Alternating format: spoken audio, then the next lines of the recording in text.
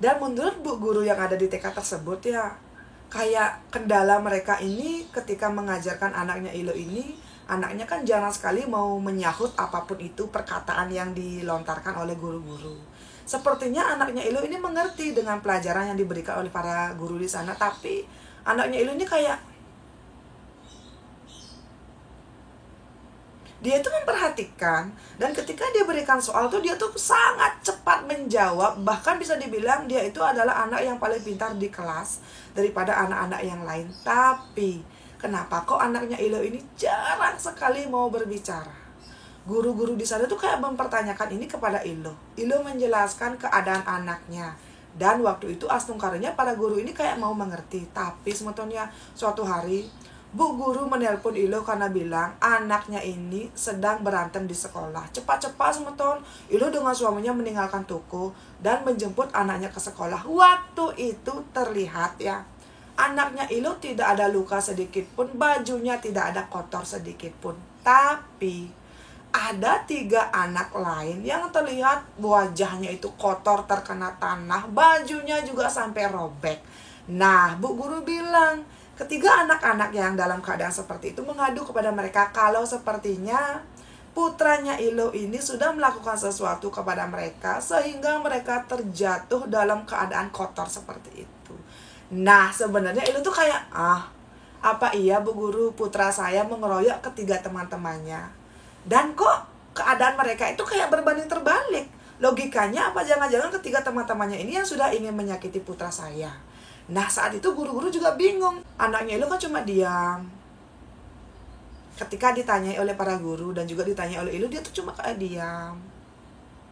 Dan seperti melihat keluar ruangan kelas. Nah, saat itu Ilo juga melihat ke arah anaknya, melihat dari tadi, tapi tidak ada siapapun. Karena itu sudah jam pulang sekolah. Di sekolah itu cuma ada ketiga anak yang tadi berkelahi dengan putranya Ilo dan juga dengan orang tua mereka.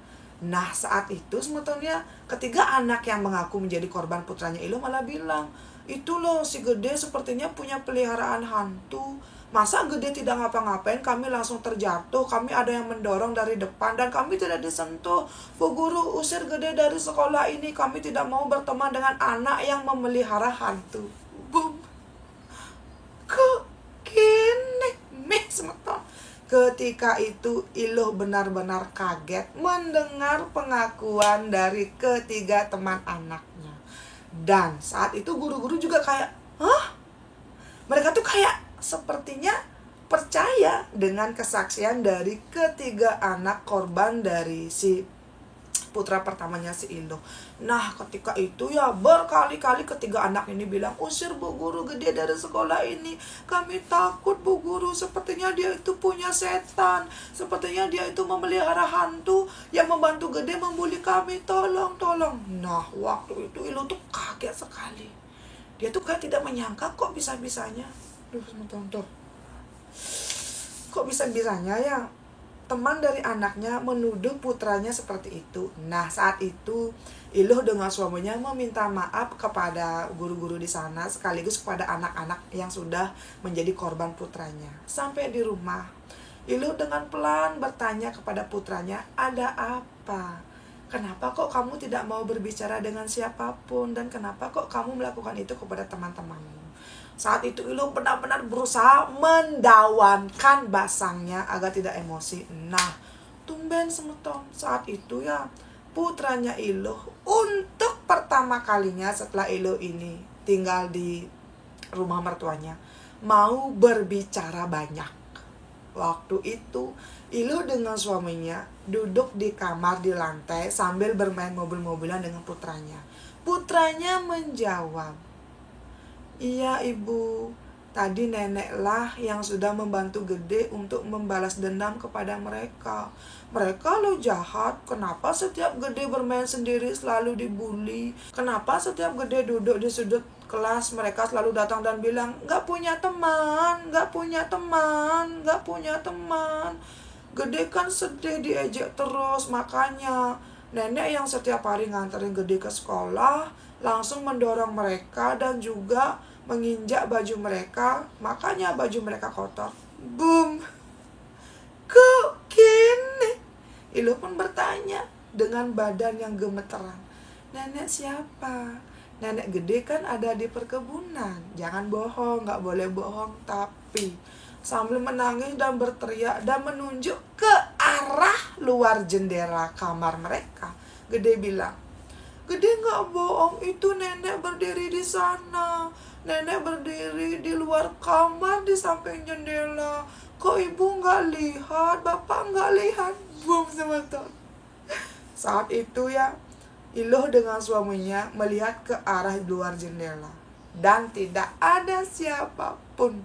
Saat itu Gede menangis dan bilang, "Ternyata nenek benar, ibu dan bapak tidak sayang sama Gede. Makanya ibu dan bapak meninggalkan Gede kerja ke kota." "Iya kan, ibu dan bapak tidak sayang sama Gede." Wih, mendengar rengean putranya dan juga mendengar alasan sepertinya apa yang membuat putranya ini tidak pernah mau berkomunikasi dengan orang lain, yaitu karena putranya sepertinya merasa dibuang. Karena Iluh lebih memilih bekerja ke kota, yang padahal putranya masih kecil banget ketika ditinggal bekerja. Iluh di sana menangis, hatinya sebagai seorang ibu hancur berkeping-keping. Iluh mulai menangis dan memeluk putranya. Dia bilang, "Ibu tidak pernah tidak mencintaimu, nak. Maafkan ibu, maafkan ibu." Di sana Iluh berjanji tidak akan lagi meninggalkan putranya merantau, asalkan putranya berjanji. Apapun yang dikatakan dan juga disuruh oleh si Dadong itu, putranya harus bilang kepada Iluh dan juga ayahnya. Dan putranya pun mengiyakan. Setelah hari itu sebetulnya Iluh pun berusaha mendekatkan diri kepada putranya. Dan pelan tapi pasti putranya mulai mau berbicara kepada Iluh dan juga suaminya. Nah, ketika itulah semuanya nyebebeng, teman-teman.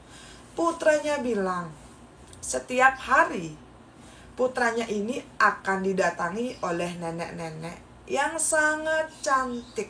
Rambutnya putih, badannya tinggi, memakai kebaya putih dan juga kamen poleng.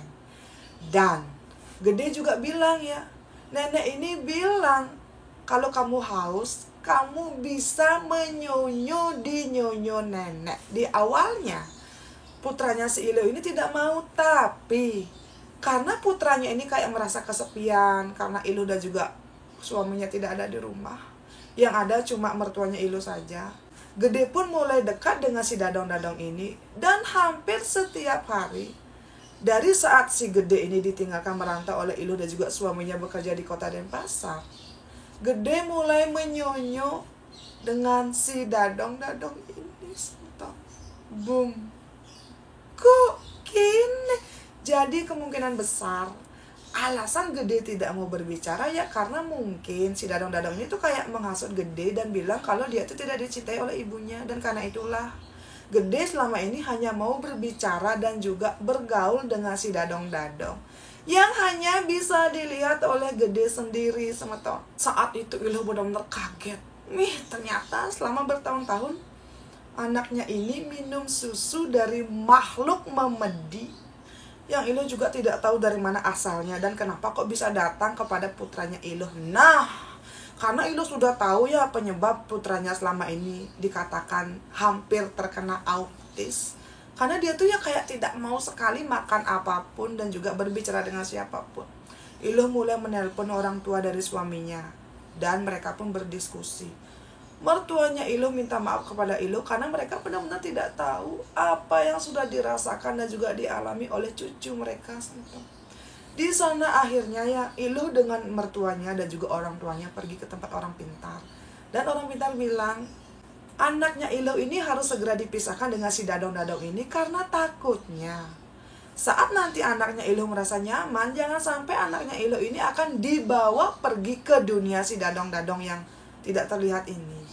Dan karena itu Iluh harus segera membuatkan Banten sesuai dengan tanggal dan juga kelahiran dan juga otonan Bali dari putranya. Dan sepertinya teman-teman, putranya Iluh ini melik karena di bagian tubuh dari putranya ini ada sebuah tanda lahir yang berbentuk pusaka dewa. Dan kemungkinan tanda melik inilah yang memancing dan juga menarik si Dadong-Dadong ini untuk tetap dekat dan juga mau terus menyonyoin putra pertamanya Iluh. Boom! Kok gini? Nah setelah itu sebetulnya kurang lebih selama 1 bulan adalah pelekadaan putranya Iluh. Dan Iluh pun mengiyakan semua nasihat dari orang pintar. Nah selama 1 bulan itu orang pintar bilang, apapun yang terjadi tolong jaga dengan baik putra kalian. Karena sepertinya si Dadong-Dadong ini sudah terlanjur sayang kepada si Gede. Dan sepertinya si Dadong-Dadong ini ingin membawa Gede pergi ke dunianya. Karena Iluh takut ya, waktu itu Iluh meminta mertuanya untuk tinggal di rumah kembali agar bisa menjaga membantu si Gede. Dan benar semeton, setiap perayaan tertentu Gede akan terbangun di malam hari dan menghilang.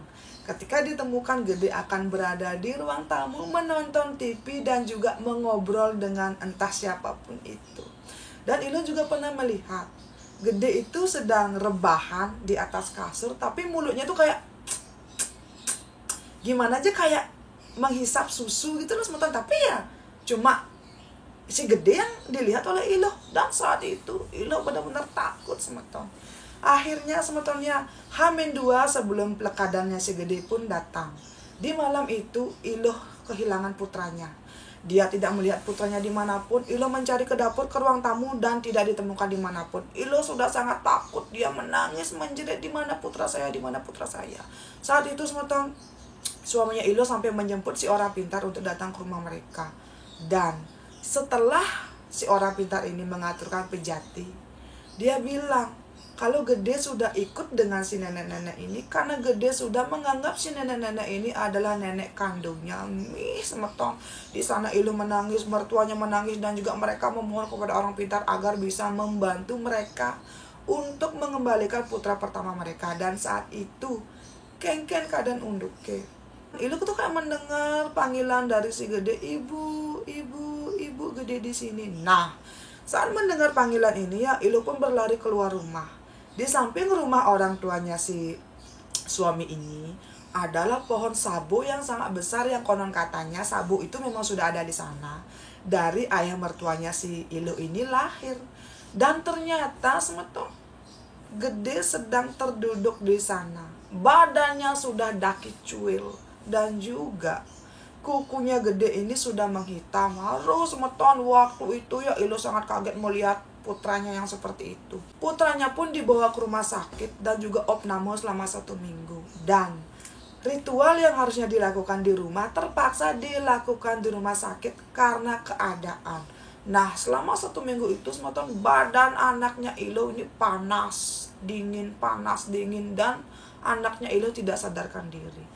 Di malam ke-8 Iluh pun langsung sembahyang di betarian gurunya. Kemudian Iluh berdoa sambil bersimpuh dan bersujud. Dia meminta kepada Tuhan, tolong kembalikan putranya. Dia berjanji akan melakukan apapun asalkan Tuhan mau menolong dia menyelamatkan putranya. Dan ajaibnya semeton, ketika Iluh ini berdoa ya, dia itu seperti melihat ada ular yang berwarna poleng melintas di depannya. Dan ular dia itu panjang sekali, tubuhnya berkilauan. Nah, di sana Iluh yakin pasti doanya ini sudah didengar oleh Tuhan dan pasti anaknya akan sembuh. Dan benar semeton, setelah 10 hari anaknya ini opname, anaknya pun mulai sembuh dan bisa dibawa pulang.